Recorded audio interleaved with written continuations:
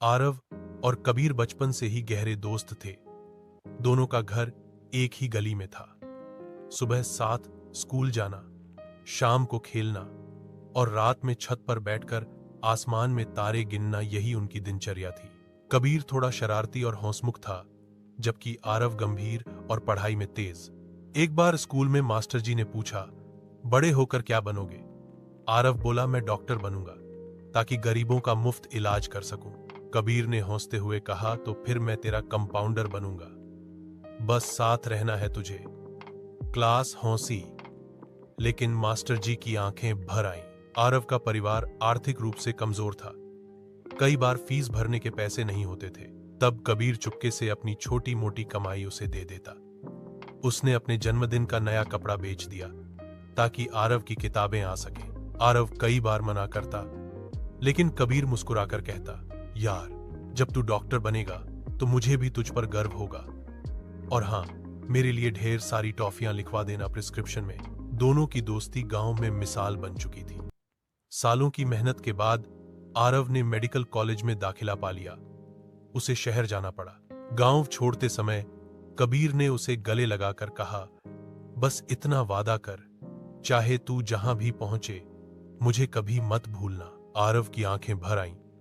उसने सिर हिलाकर हामी भर दी। शहर में पढ़ाई करते करते आरव की दुनिया बदल गई।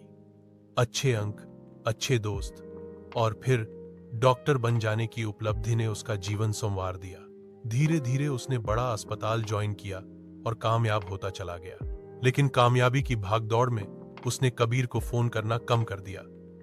कभी फोन उठाता तो कहता, यार बहुत बिजी हूं, बाद में बात करता हूं। कबीर हंसकर कह देता, ठीक है दोस्त, तुझे देखना ही मेरी दुआ है। लेकिन कबीर हर त्योहार पर, हर जन्मदिन पर अकेले आरव की पुरानी तस्वीरों को देखकर खुश हो जाता। एक दिन आरव को गांव से आया हुआ एक पुराना खत मिला। खत में लिखा था, दोस्त, अब शायद मेरी उम्र ज्यादा नहीं बची। डॉक्टरों ने कहा है कि मुझे कैंसर है, लेकिन तुझे देखकर लगता है कि मेरी मेहनत रंग लाई। तू सफल हुआ, यही मेरी सबसे बड़ी खुशी है। बस अगर आखिरी बार मिल सके तो मिल जा। तेरे बिना लगता है कि ये सफर अधूरा है। खत पढ़ते ही आरव की आंखों में आंसू आ गए। वह बेचैनी से तुरंत गांव के लिए निकल पड़ा।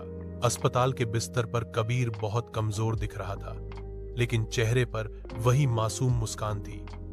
आरव को देखकर उसकी आंखें चमक उठी। कबीर ने धीमी आवाज में कहा, देखना, मैंने कहा था तू डॉक्टर बनेगा। आज तुझे सफेद कोट में देखना ही मेरे लिए सबसे बड़ी जीत है। आरव रो पड़ा और बोला, मुझे माफ कर दे दोस्त, मैंने तुझे कभी भुलाया नहीं, लेकिन कामयाबी की दौड़ ने मुझे तुझसे दूर कर दिया। कबीर मुस्कुराया, तूने जो किया वही सही था। मेरे हिस्से की खुशियां भी तू जी लेना। बस एक वादा कर, किसी दोस्त को कभी अकेला मत छोड़ना। कुछ ही पलों बाद कबीर ने आरव का हाथ कसकर पकड़ लिया और हमेशा के लिए अपनी आंखें मूंद ली। आरव की जिंदगी जैसे थम सी गई। उसने कबीर के नाम से एक फाउंडेशन खोला, जहां गरीब बच्चों की पढ़ाई और इलाज मुफ्त होने लगा।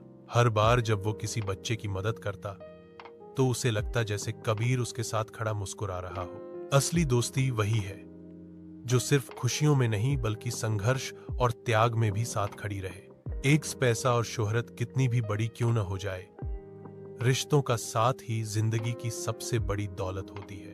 और दोस्त को कभी अकेला मत छोड़ना, क्योंकि दोस्ती ही वो रिश्ता है जो बिना खून का नाता होते हुए भी दिलों को जोड़ता है।